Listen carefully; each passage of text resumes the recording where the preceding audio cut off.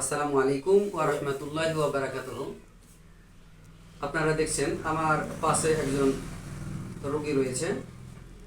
ইনি 2.5 বছর যাবৎকাল শারীরিক সমস্যায় ভুগছিলেন। তার ছিল কিডনিতে পাথর এবং হেপাটোমেগালি, যেটা একটা রিপোর্ট করা হয়েছে 26 এপ্রিল 2024,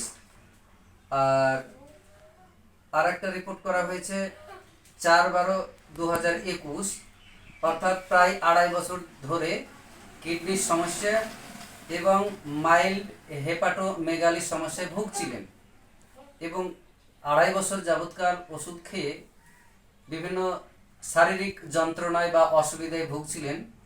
ওষুধের সেরকম উন্নতি দেখা যায়নি। তো ব্যথায় কাতরাতে কাতরাতে ছেলেটা আমার কাছে আসলেন। তো তার মুখ থেকে শোনা যাক যে এখানে কোনো প্রকার ওষুধ প্রয়োগ করা হয়নি, ন্যাচারাল খাবার প্রয়োগ করা হয়েছে। তো এই খাবার খেয়ে মানে ছেলেটা কতটুকু সুস্থ বা আরাম বোধ করছে এটা আপনারা জেনে নেন। তুমি এখন যে খাবার খাচ্ছ, তো এই খাবারে তুমি আরাম পেয়েছো কতটা? আরাম অনেকটা পেয়েছি। অনেকটা পেয়েছো।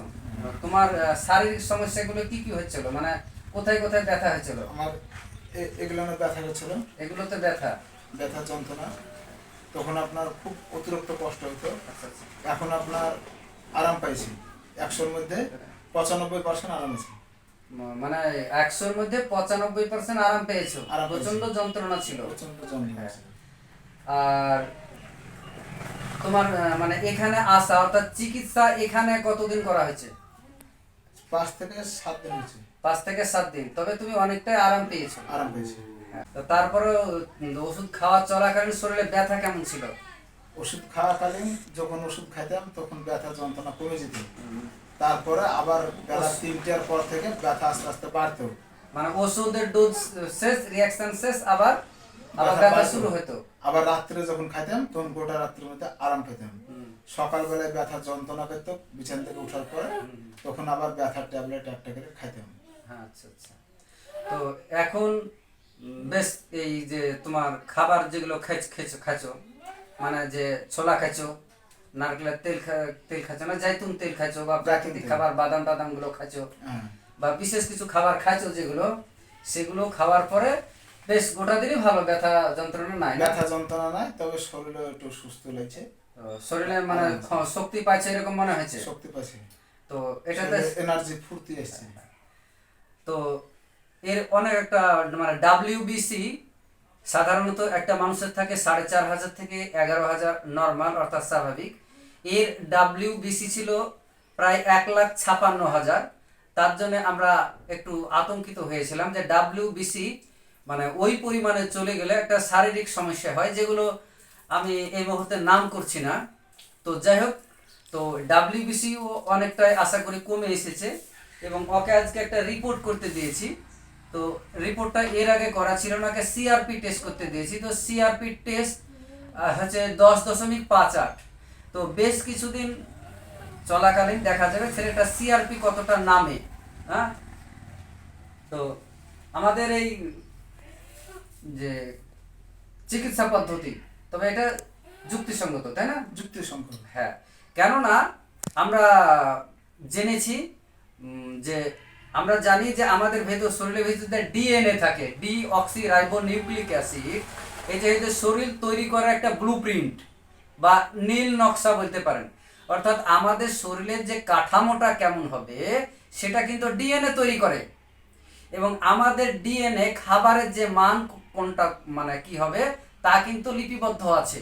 আমরা যখন ডিএনএর বাইরে খাবার যখন খাবো, মানে আজে বাজের খাবার খাবো, মানে আমরা মানুষ যে তৈরি করা নির্মিত খাবার খাবো, তখন কিন্তু ডিএনএ ওই খাবারটা নিতে পারবে না, অর্থাৎ শরীর আস্তে আস্তে অসুস্থতার দিকে চলে যাবে। তো আমাদের শরীরটা গঠন হয়েছে সাধারণত প্রাকৃতিক খাবার দিয়ে। এবার প্রাকৃতিক খাবার যখন খাবে তখন কি করবে শরীর? শরীর নিজে নিজেকে সারবে। মানে শরীরের ভিতরে রয়েছে ডাক্তার অর্থাৎ ডিএনএ, শরীর ভিতরে রয়েছে কেমিক্যাল, যা বডি নিজে নিজেকে সারাতে জানে। তবে হ্যাঁ, প্রয়োজনীয় ভিটামিন লাগবে, মিনারেল লাগবে, ফাইটোকেমিক্যাল লাগবে, অ্যান্টিঅক্সিডেন্ট লাগবে। আর এই সমস্ত খাবারের উপাদান যদি না দেয় বডি নিজেকে সারাতে পারবে না।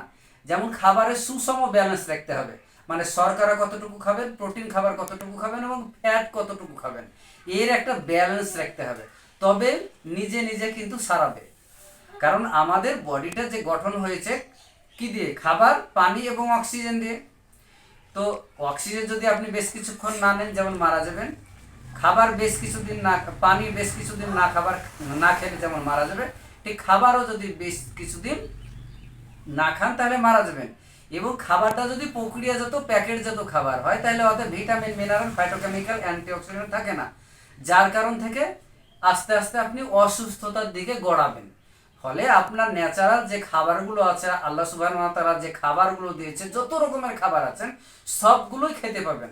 আর সমস্ত খাবারগুলি যখন আপনি খাবেন তখন আপনার বডি নিজেকে সারাবে। হ্যাঁ, এই হচ্ছে বিষয়গুলি, এর মধ্যে লজিক সেরকম কিছুই নাই।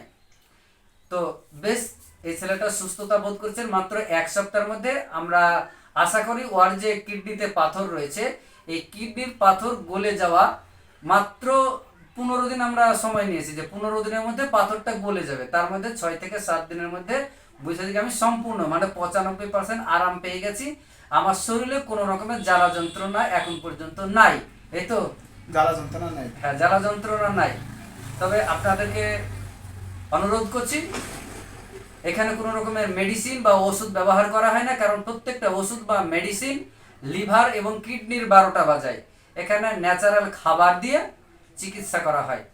অতএব আপনারা আসতে পারেন আমাদের টোটাল ফিটনেস সেন্টারে। টোটাল ফিটনেস মানে শারীরিক, মানসিক, আত্মিক, সামাজিক সুস্থতার প্রশিক্ষণ কেন্দ্র। মানে বিশ্ব স্বাস্থ্য সংস্থা বলছে যে কোনো মানুষের রোগ নাই মানে সে সুস্থ না, তাকে শারীরিক, মানসিক এবং আত্মিক এবং সামাজিকভাবে সুস্থ হতে হবে, তবে তাকে সুস্বাস্থ্যের অধিকারী বলা হবে। ফলে শরীরের যদি যত্ন নিতে হয় তাহলে আপনাকে প্রাকৃতিক খাবার খেতে হবে, তবে আপনার শরীরের সুস্বাস্থ্য গঠন হবে। আর যেহেতু মনেরও আপনার যত্ন নিতে হবে, আত্মারও যত্ন নিতে হবে, সমাজেরও যত্ন নিতে হবে। তো যাই হোক, ভিডিও অনেক লম্বা হয়ে যাবে। তো ঘন্টার সমস্ত বিষয়ে সুস্থতা অর্জন করতে গেলে ন্যাচারালভাবে যদি আপনি চিকিৎসা করতে চান তাহলে আমাদের টোটাল ফিটনেস সেন্টারে আসতে পারেন। কিডনির পাথর গলানো হয়, লিভারের ফ্যাটি লিভার সারানো হয়, উচ্চ রক্তচাপ 10 থেকে 15 দিনের মধ্যে সারানো হয়, সুগারের চিকিৎসা করা হয়, হার্টের যাদের করোনারি হার্ট ডিজিজ রয়েছে অর্থাৎ হার্টে যাদের ব্লক রয়েছে সেটাও চিকিৎসা করা হয় এবং দুর্দান্ত রেজাল্ট। আমাদের ফোন নাম্বারটা বলে দিই, total fitness centre, life style modifier Riazul হক।